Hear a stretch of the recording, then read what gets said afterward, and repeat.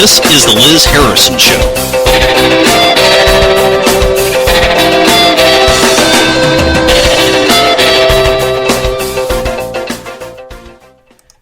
Good afternoon, folks. I'm Liz Harrison. Thank you for listening to Vigilant Liberty Radio. If you're listening in on K98Talk.com, thanks for listening there. It's Monday. Almost did not end up on the air today.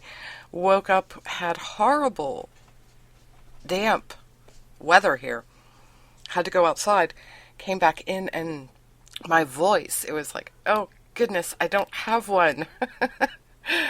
So, yeah, and on top of that, I'm looking at the muted television next to me, and I'm waiting, because I'm on the air, you know what's going to happen. We're awaiting the joint news conference from President Obama and German Chancellor Angela Merkel. And, of course, this is regarding Ukraine, and I'm thinking, oh, geez. This will go down while I'm on air. Yeah, here they are coming to the podium. Are we going to war? Are we going to stand up to Putin? Of course, with Obama.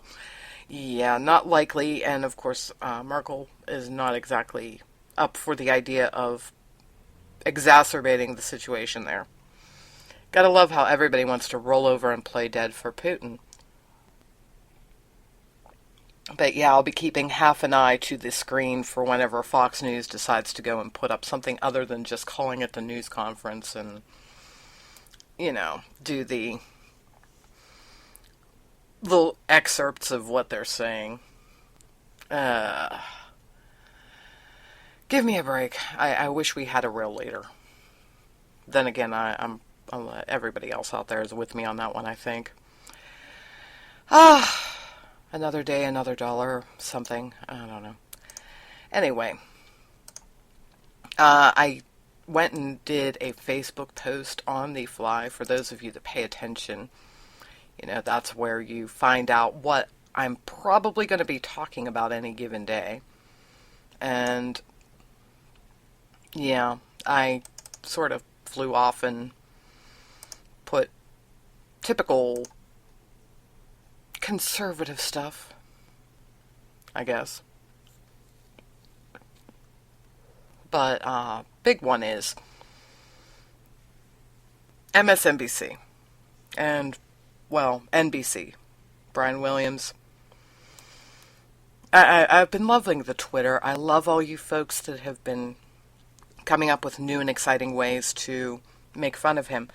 But the fact remains that he lied about certain things. It's fair to assume that he lied about other things. And now we get to go and wade through all the stuff. Because while NBC is running their own investigation into the matter, when a man lies about what happened to him in a war-torn situation, theoretically we should look into whether or not he lied about anything else. And not expect his employer to be really honest about it. It would be nice to think that way. It would be nice that they would follow the same standards that they did with the whole Stephen Glass thing. Remember that? Geez, it has all gone downhill since then. Hasn't it? I understand the whole testosterone thing. Make it out that you're bigger than you are. I mean, how they went and depicted it on MASH how many years ago. They had the war correspondent who was stealing stories from wounded soldiers to make himself look better. And then when he finally got shot, he realized, hey, wait a minute, this sucks.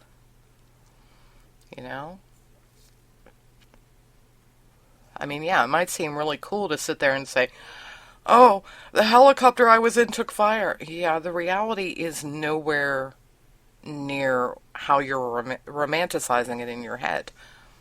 And I'm not suggesting that I have any clue, because obviously I'm not Brian Williams. I'm not going to sit there and say I have a clue what it's like to be in a helicopter when it's being fired upon in a war zone. No. And for the record, I don't want to find out. Oh my goodness. Theoretically, these are things the journalists should be, you know, praying each day that they don't come across, not bragging about being in those situations and worse, lying. Oh, anyway, he's done a huge body of work, so I don't envy anyone who wants to really dig in and try to figure out what the heck happened. I really don't. Otherwise, we got to move on to, MSNBC because they're fun. Seriously. I don't watch them anymore. I used to. I started getting, physically ill during certain portions of their programming. I just couldn't stand it. But I might have to start again.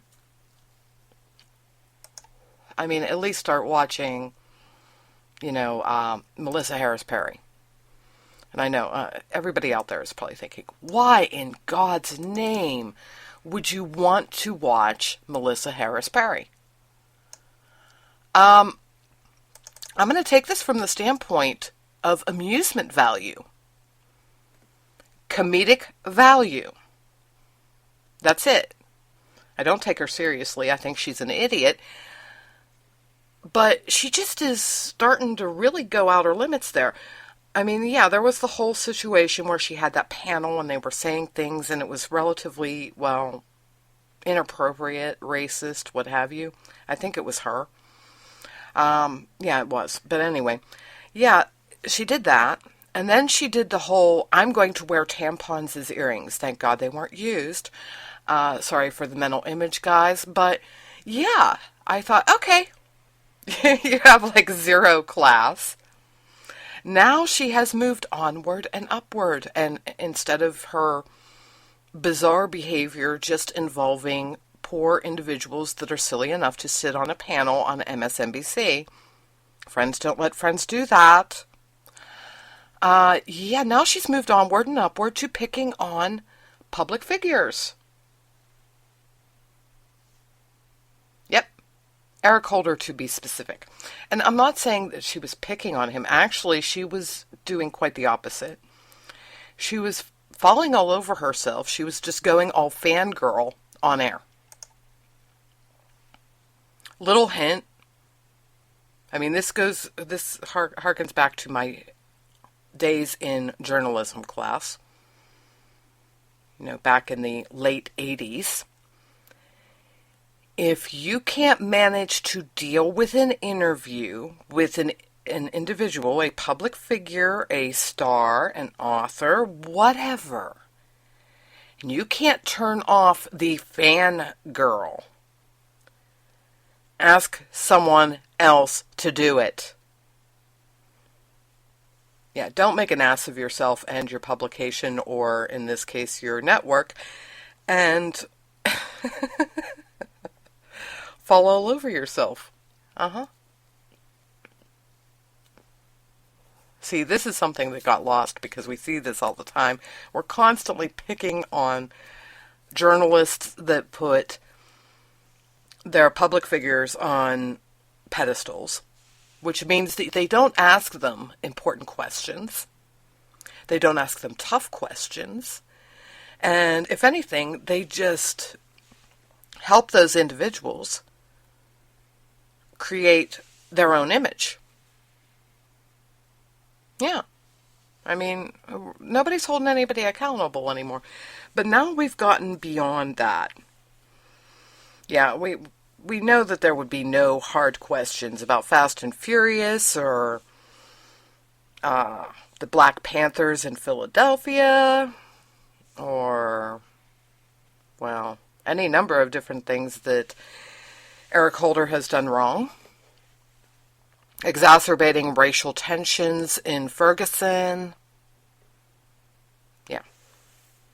No. We're not going to question him about these things. Of course not. And I'm sorry, I'm not naming them all because I get depressed if I try to... I wanted to do it at one point. I sat there and said to myself, I am going to make a list of all the things that Eric Holder had involved himself with, and I believe I made a video that did just that via meme.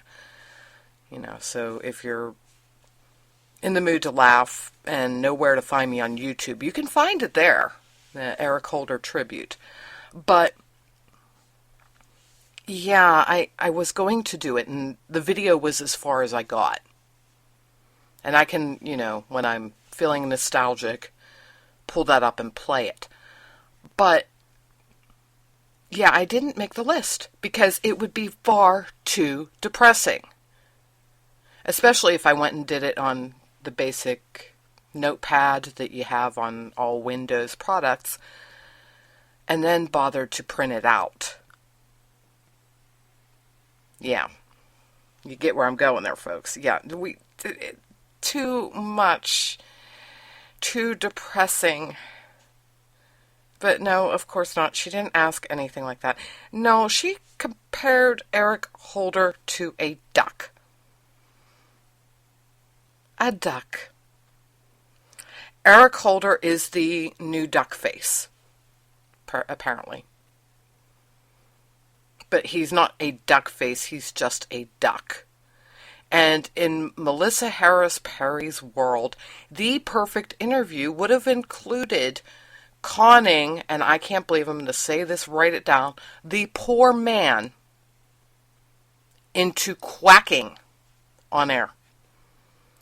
You know you're doing it wrong as a journalist if you get it to the point where you make somebody that finds the person you're interviewing absolutely reprehensible, yet they manage to feel sorry for them to be dealing with you on air. Just saying. I cannot stand Eric Holder. Everybody knows this. This is no secret. I despise the man. Yet Melissa Harris Perry is such a great journalist that she has single-handedly managed to make me feel sorry for him for having to deal with her.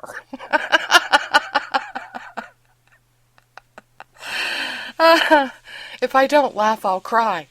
I mean, because it's depressing. It is extremely depressing. We complain about the mainstream media, and then you end up with that. That goes way beyond, way beyond anything that we have had to deal with. Brian Williams lying about war. No. That's... I'm sorry, I'll write that off to typical male stupidity. And I'll almost forgive him for it, except for, the whole disrespecting the soldiers he was with by doing that. And he's got to make good with them, by the way. But I doubt he will, and I doubt that NBC will force him to. And on the upside, and I honestly don't want NBC to get rid of him either. I want them to leave him where he is.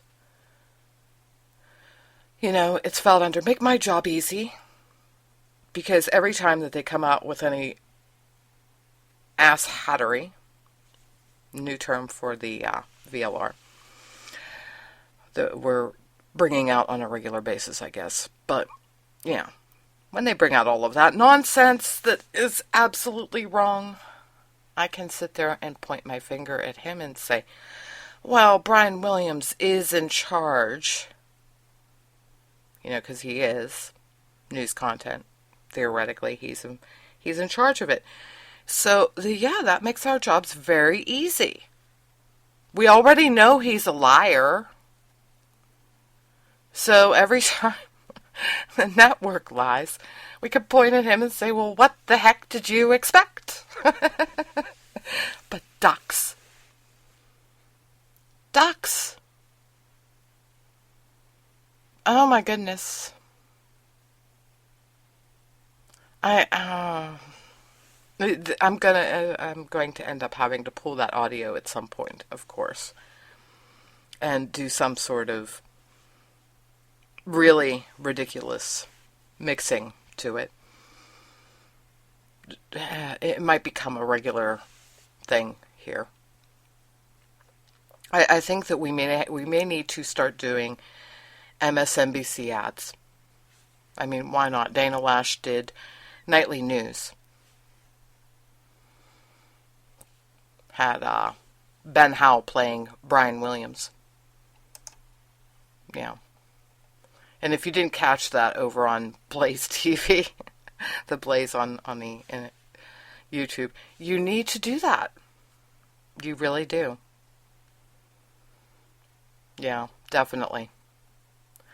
I always joke. Ben Howell, that bald dude who is Caleb Howell's brother. Very funny stuff, though. Very funny stuff. He makes a good Brian Williams. He probably wants to hit me for that one. No, I'm not implying he's a liar. Ben doesn't lie. He's good at acting like he could. Anyway. Oh. Before I get myself all, laughing hysterically and unable to deal with anything else intelligently, I'm going to go and talk a little bit about some quasi-local news here. Because we, for better or worse, made national headlines here in Pennsylvania. Yeah, I don't like it when this happens, by the way. Shopping mall, not very far from where I reside. Not one that I actually would choose to go to, and you'll understand why in a moment. Because, this is not the first incident at this place. But we had a shooting over the weekend. Gun-free zone, shopping mall. Near Macy's department store. And the intended target was shot. Unfortunately, a couple in their late 40s also were. They were caught in the crossfire. Now, this is not to be confused with the previous incident that we had at the mall, which included hundreds, apparently, of youths, primarily girls, and I'm going to say it out, primarily black, because, I'm not being racist in pointing out a fact. That is the fact. It was a very large group of black girls that decided that we're going to get into a brawl. A massive catfight that was so bad that the police had to come and shut down the mall. Which brings us to the issue that is making national headlines. The mall and the local authorities all are in agreement, by the way, on this issue, as far as I can tell. There is no one saying, well, maybe we shouldn't do this. No, this is what they want. They are making a new teen escort rule. If you wish to go to this mall and you are a teenager, you have to go on the weekdays if you want to go without a parent. If you want to go on the weekend, then you have to bring your parent with you. Period. So basically, we're saying that our teenagers are like toddlers. Maybe we'll have a cottage industry. You remember those horrible little backpack things? Sometimes that make them look like stuffed animals, but other times they just look like harnesses. They'd stick them on the kids, the little toddlers, and they'd have a leash. So that you wouldn't have kids wandering away from their parents. And I always look at it, and before I had kids myself, and think, oh my God, that is so demeaning. Yeah, then I had kids. And more importantly, I had one that loved wandering. And she also had a tendency to talk to anybody, which is never a good thing. So, yeah, I got one of those. My eldest child would not go to the mall in question without being on that thing. There's no way I'd let her go because, especially department stores, you go in and the kid would hide under the clothing racks. And it would take forever to find her because, she liked this. This was playing hide and seek with mommy in a store. What fun. Anyway. See, I'm saying this for a reason. Because, see, when I would go to this mall, typically I would not go and walk in the halls. And it got worse as years went on. And now it's down to the point, like, if there's a store somewhere in that mall that is not one of the department stores, I find it somewhere else. Or I don't go to it. That's it. 2 options. Well, 3rd option. Say the hell with all of it and go look for the damn thing on Amazon. So, Amazon is my friend. It has saved me from having to go to boutique stores in a shopping mall. Why? Well, this mall in particular, the last time I actually was silly enough to wander outside of the department stores. We have now only a JCPenney and a Macy's there, I believe. I don't even know, because that tells you how often I go to this mall. Yeah, if I'm not going to JCPenney or Macy's, I'm not going there.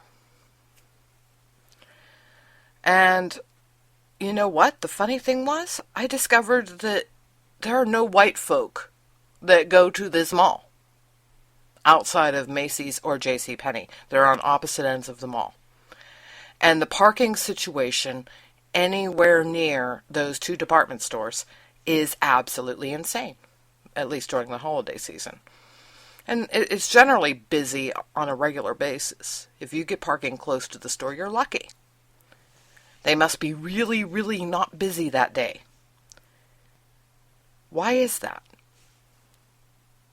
Well, I discovered, or at least I'm making a supposition here. I discovered that apparently the vast majority of individuals who happen to be white and want to go shopping at this store, or at this mall, they must decide to, like, say you want to go to JCPenney's and you also want to go to Macy's today. They don't walk through the mall to get to Macy's. Because I don't see them walking in the mall to go to Macy's when I was crazy enough to walk out into the mall section of the place and, venture beyond the safety of the department store. No, they're not there. They're all in the department stores, so they must be getting back in their cars and driving around the mall. I know that sounds horrible and racist and everything else, but it's just the way it is. And I'm not saying, yes, there are some whites who are walking in the mall, but the vast majority of them are well under the age of 30. They're a bunch of teenagers. And they move around in herds.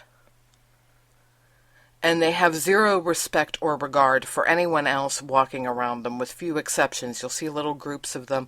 They'll have the Letterman jackets on from one of the decent schools in the area. And they'll be nice. But everyone else, not so much. Now, I'm waiting for it. They're saying the teen escort rule. I'm waiting for the next one, that they're going to ask the public transportation system to severely limit their daily runs, particularly on the weekends. Like, as in, no more night runs to the mall. Because, the normal people that go and use the bus to go to the mall to actually buy things, not bus carrying in unattended teenagers to go raise hell. The normal people that actually want to go to the mall, more likely than not, are using the bus during the day on the weekend. So there's no reason to do nightly runs. In theory. Or at least not make it a direct run between certain questionable neighborhoods.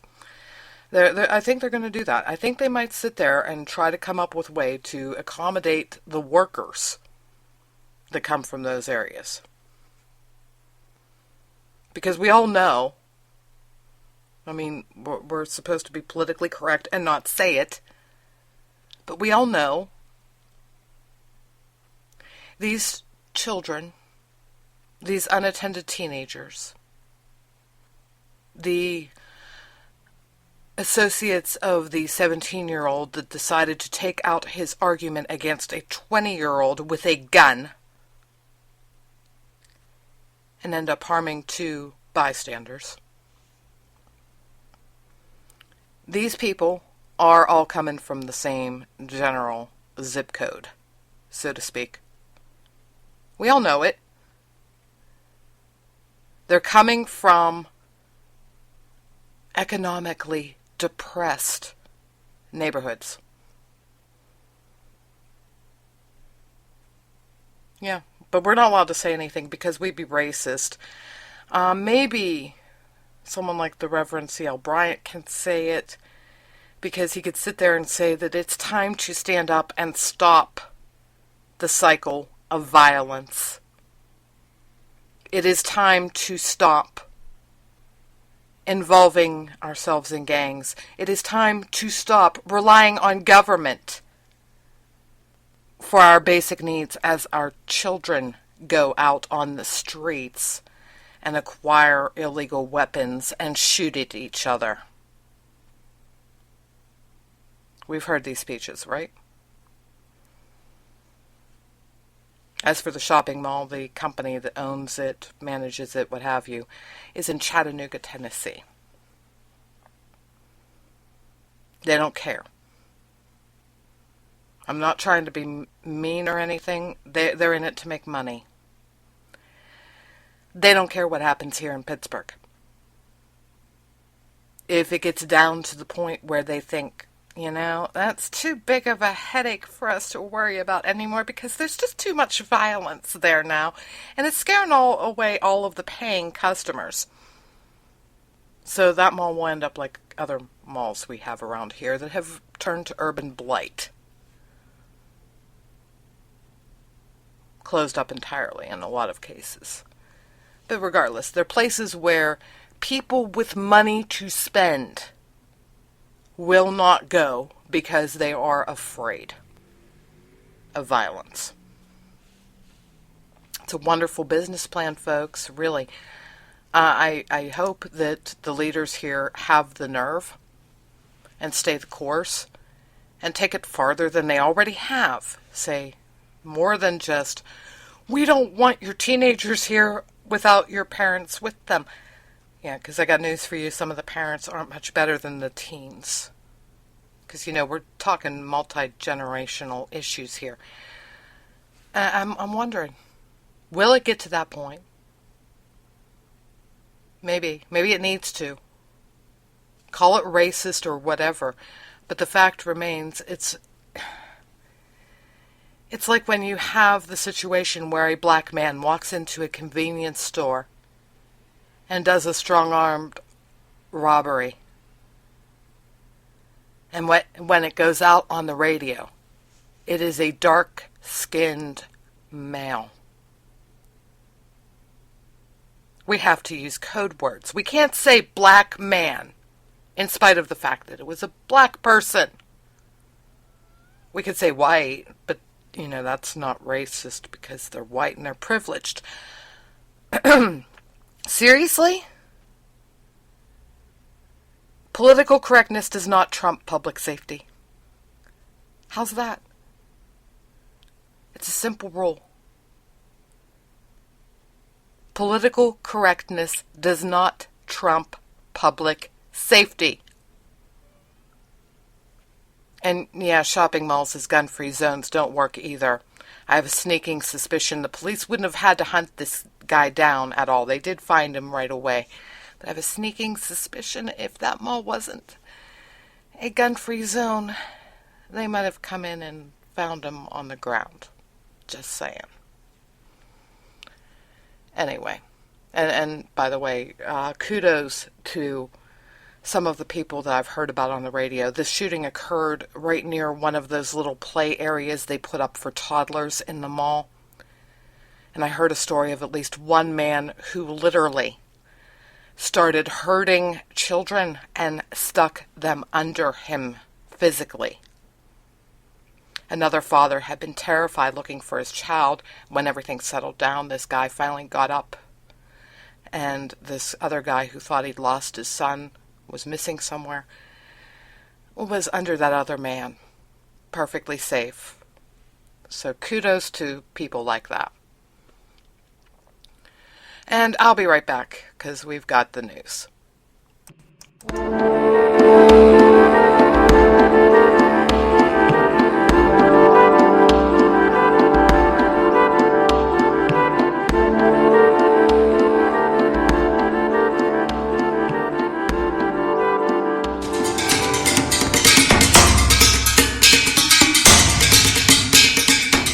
This is your Vigilant Liberty Radio News from Independent Journal Review for Monday, February 9th. Republican Representative Jim Bridenstine from Oklahoma is one of the sponsors of a bill that would require SNAP recipients to show photo ID when using their benefits. Bridenstine stated, "I think it's perfectly appropriate when taxpayers are losing almost $1 billion a year to fraud in the SNAP program, which is the food stamp program. I think it's perfectly appropriate to require a low hurdle like an ID. The argument opposed to the bill will likely be the same as the one used to oppose voter ID laws, implying that minorities are incapable of acquiring ID that is often required to be placed on programs like SNAP in the first place." Bridenstine further explained, "Usually, to qualify for food stamps, you have to go through a qualification process. Whether it's in person or over the phone, you have to identify yourself in some capacity. The challenge is, after you get the food stamps, you no longer have to be identified when you use them." According to data from the Bureau of Labor Statistics published by 538, the number of women earning more than their husbands rose to 38.1% in 2012 from 23.7% in 1987. If one includes women in dual-income households, 29% of wives earn more than their husbands. According to a paper published by the University of Chicago Booth School of Business in 2013, quote, "When the wife was the higher earner, the chances that the couple would report being in a happy marriage fell by 6 percentage points. Couples in which the wife earned more were also 6 percentage points more likely to have discussed separating in the past year."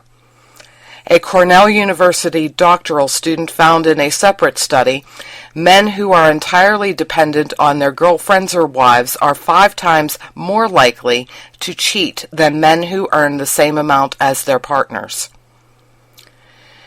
MSNBC host Melissa Harris Perry is getting some interesting attention in journalistic circles. Previously, she had been involved in incidents about questionable racial conversations on air and choosing to attach tampons to her ears as earrings. Her latest on-air foible involves referring to outgoing Attorney General Eric Holder as a duck. Harris Perry stated to Holder, "You know, we call you the duck in Nerdland. We say you have a very sort of placid and even way of presenting, but you are just working for justice underneath. Would you quack for us?" Holder politely declined her odd request, saying, "Oh, I'm not sure I'm going to do that, but I like the analogy." I'm Liz Harrison, and this has been your Vigilant Liberty Radio News from Independent Journal Review for Monday, February 9th.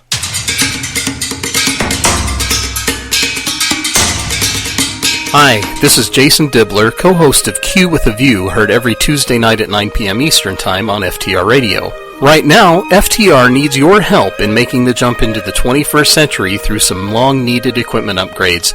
This is where you, the great and loyal listeners of Great Conservative Talk Radio, can really lend a hand. Visit GoFundMe.com/helpupgradeFTR right now. Your assistance, no matter how small, will help to ensure that FTR can continue to offer some of the best conservative radio on the interwebs. Your donation of $50 gets you up to 60 seconds of airtime on FTR radio 4 times. For $100, your ad will run 10 times, or if you don't want to run an ad, you can have 30 minutes of FTR airtime to talk about anything you want. There are other thank yous for other levels of giving as well, but those are some pretty great offers. We hope you'll consider making a small donation to help keep quality conservative talk radio alive and thriving on the internet. Visit GoFundMe.com/helpupgradeFTR today. Thank you. Hi, this is Steve Hamilton, Station Director at AltCon Radio, and that sultry voice you're listening to is Liz Harrison on The Liz Harrison Show.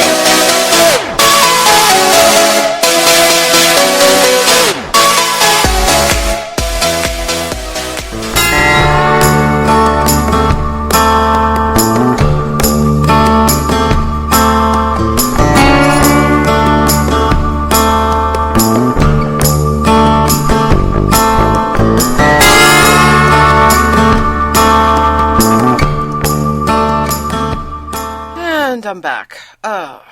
I kept on promising for a while now that I was going to get into something that we really do need to do, and that is keeping track of what the opposition is saying about Republicans. Rolling Stone has been doing a series. This one is from February 3rd, 6 days ago. The GOP's new war on Obama. Meet the men doing the dirty work.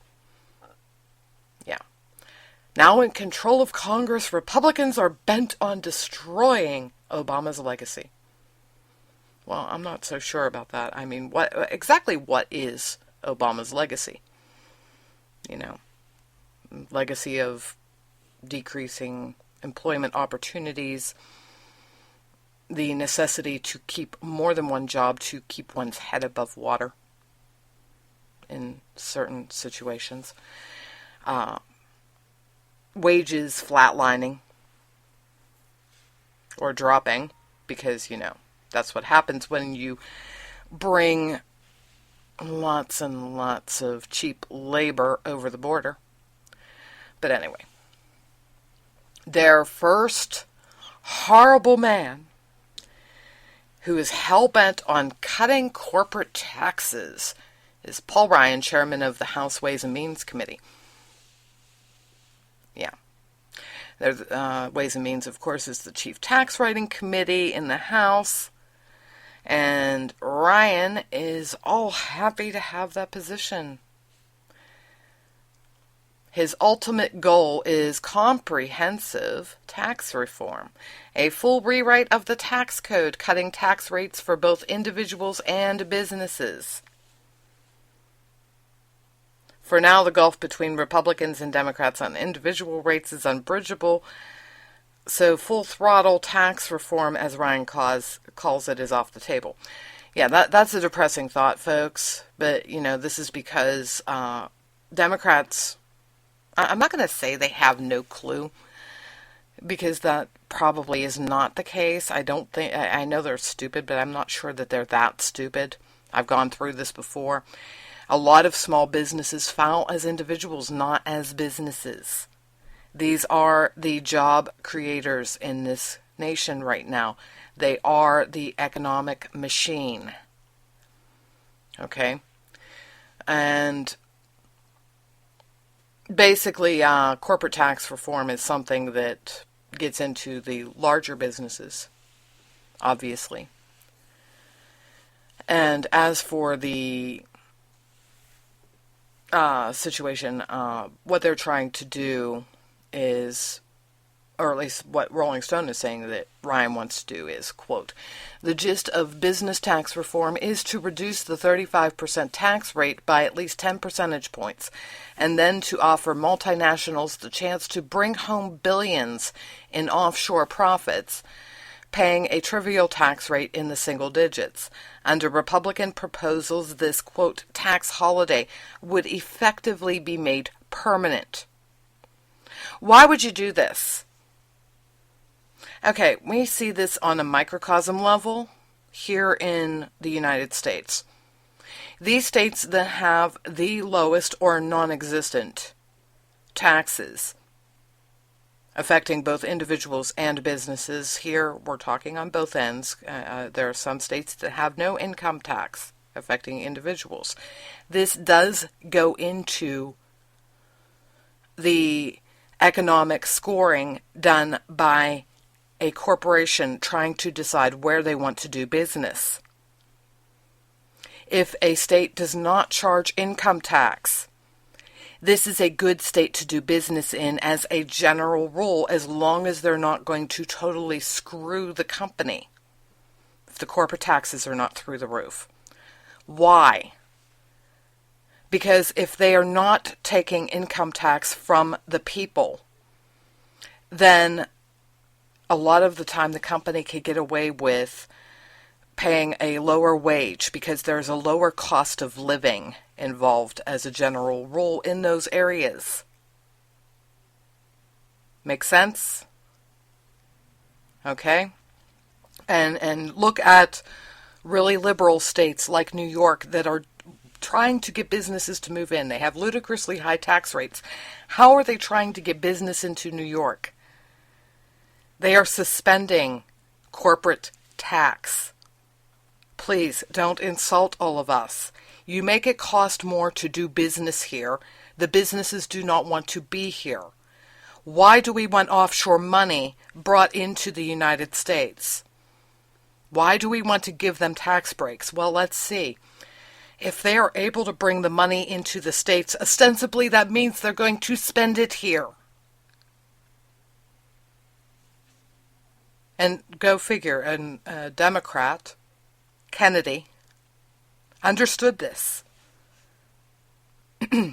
He was for cutting taxes across the board, individual, business, didn't matter, because he understood the concept. The government will make much more money from tax revenue if you are taking a little bit from a huge number of people and businesses than if they end up taking a lot from only a small number. My grandmother figured this out on a business end. She and my dad used to make the same Christmas ornament. Stupid little beads and pins and sparkly things. I still have some of them hanging around my house. They both make them. They both sell them. My dad would charge more, she would charge less. She sold more and made more money. This isn't hard. But, this is an evil thing because you're helping the evil rich people. No, the evil rich people, you want them to spend their money here. You don't want them going somewhere else. The states go and try to bring business in by lowering their tax rates. We need to do that as a country to compete in the global economy. That's it. Right there. Do we want them doing business here or do we want them doing business somewhere else? We lower the taxes, we get them here. Slashing entitlements. Tom Price, chairman of the House Budget Committee. Well, there's a big one. Please don't touch their entitlements. Yeah. Seriously. It's ridiculous. Tom Price is the enemy of we want our handouts. That's what they're selling him as. And bear in mind, entitlements, they really do look at that as something that they are absolutely entitled to. Yeah.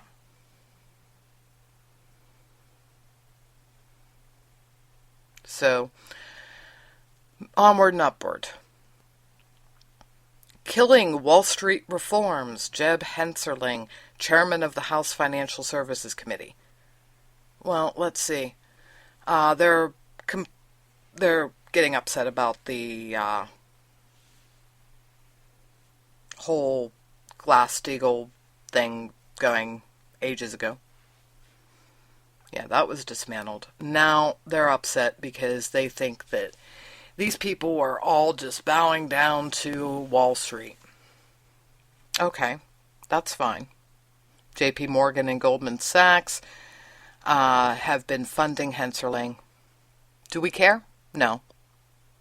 Why don't we care?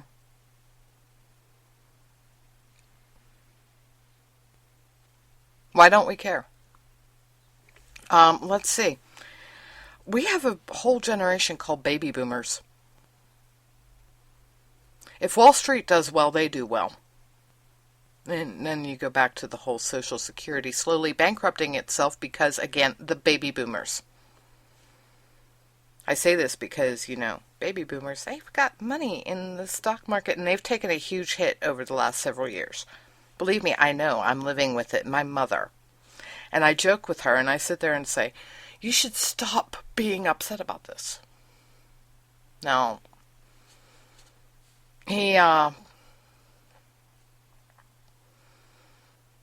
Hensarling, I'm not a huge fan of him. I'm not, but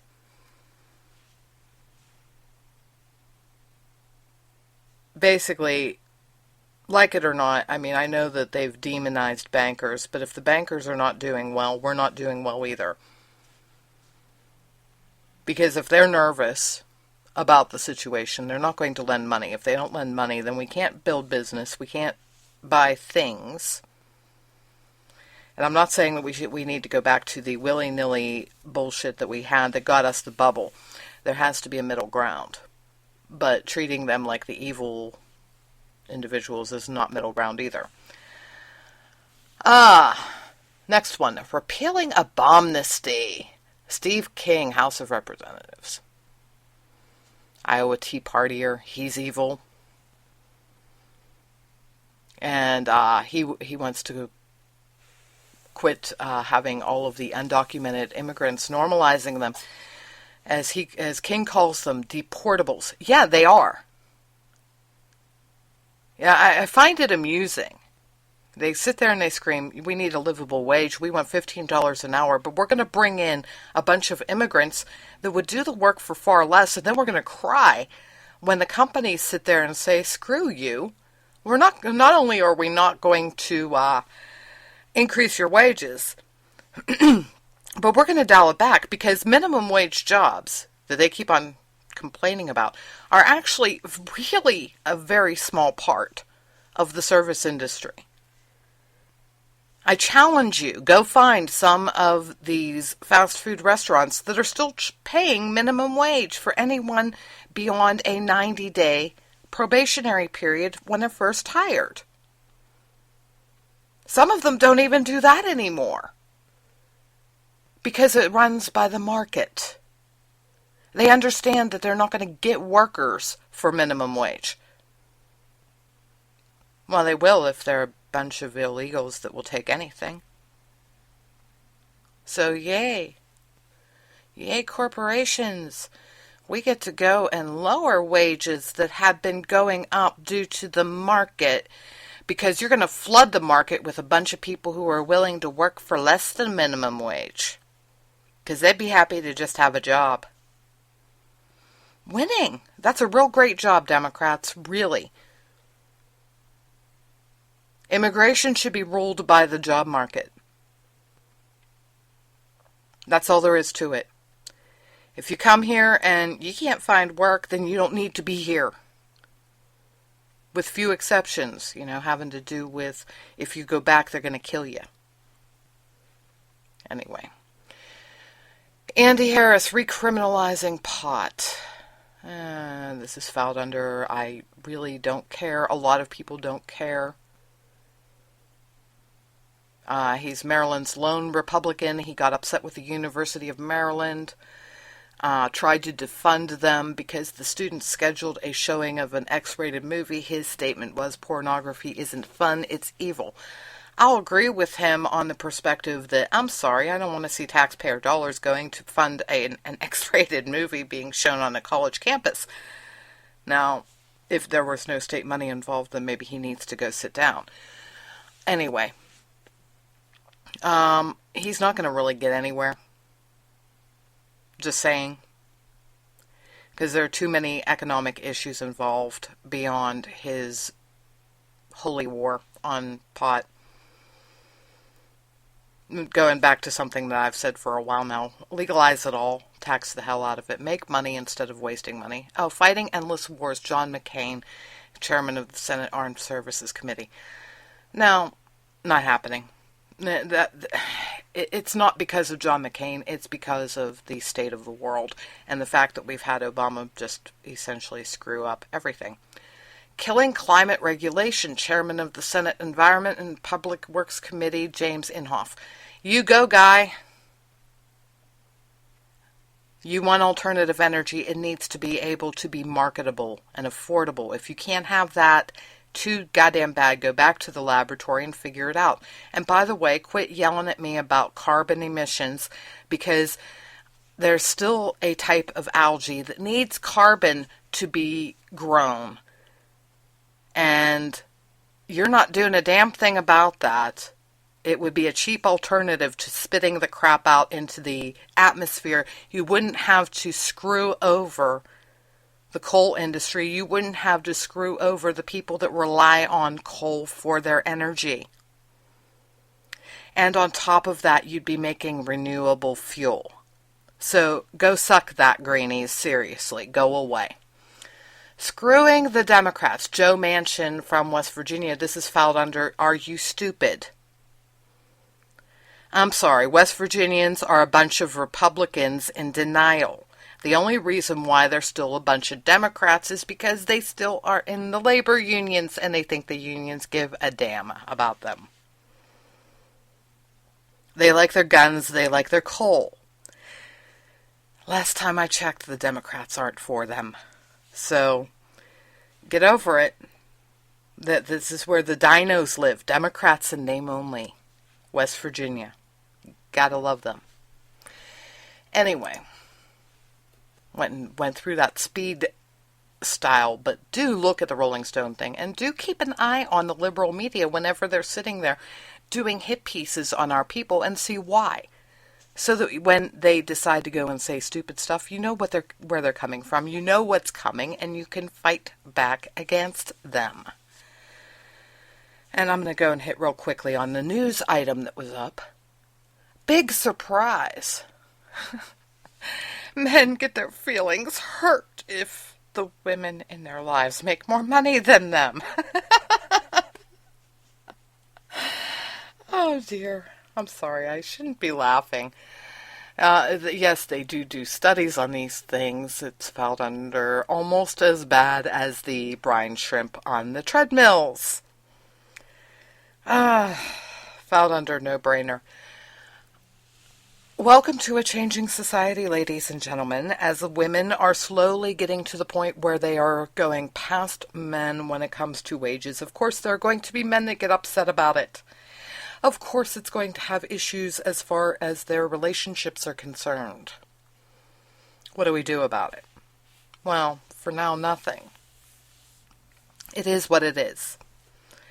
If anything, this is a fair warning to women. You know, if you make more money than your guy, more likely than not, he's going to be jealous. And his jealousy is going to find its way to, as the Cornell University doctoral student figured out, your men are more likely to wander. They're going to go have affairs because they got to make themselves feel better. Because you're making them feel bad. You know, you gotta pet the ego or something.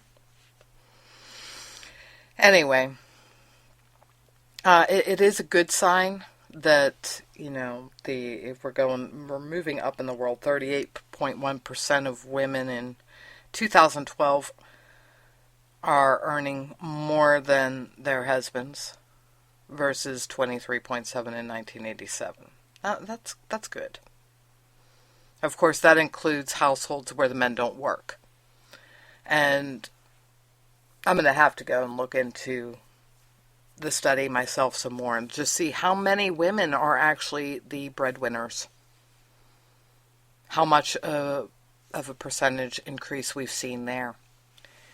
And I'm not going to pick on that. I mean, sometimes it's a matter of the guy being a lazy slob, and then other times it's just a matter of the woman is in a more lucrative position. They end up deciding to have the stay-at-home dad for whatever reason. You know, the Mr. Mom thing that Michael Keaton showed back in the 80s. Everybody was like, oh my God, that could never happen. Well, yeah, it happens on a regular basis now. So, who knows? This is something that, you know, theoretically, the feminists, the liberal ones, should be real excited about, except for the whole wandering men deal. But then again, maybe they're like that too, because they're trying to teach women to hate men and fear them. But hey, whatever. It's a good sign. However, I'm not going to get all excited until we get to the wage equity thing in the White House. Yeah, and I'm also not going to listen to the liberals that scream for wage equity until we see it in the White House. Yeah. Because I'm going to say something that is going to be considered absolutely evil, politically incorrect as far as the liberals are concerned. But women who decide to split between having a family and a career, you know, they have children, are arguably worth less in the workplace. This is a fact. There's nothing to really be done about it, unless you're talking about the rarity of the stay-at-home dad. Why? Because when you employ a woman like that, you realize that when the kids are sick, mom's going to be the one taking them to the doctor more likely than not. So that's time off. If mom is still debating on having another child, you're looking at 6, 9, 12 months maternity leave or more. Because, you know, as they get older, Lord help you as an employer, you end up with a woman who ends up under doctor's orders that she has to stay in bed because of the pregnancy, you know, high-risk pregnancy. There are reasons why women are worth less. And it is directly related to having children and a family. Because they haven't moved beyond the gender rules where the mother is the caregiver. Reality check. Because in the bottom line, when you're doing the accounting, that makes a worker worth less money. Just saying. More time off and all of that sort of headache. Anyway, it's about that time. So, listen up at 2 p.m. Eastern, an hour after this, to go and listen to the Right Mics tonight, their finest hour. And I'll be back here tomorrow, provided that I don't lose my voice. I'm out of here.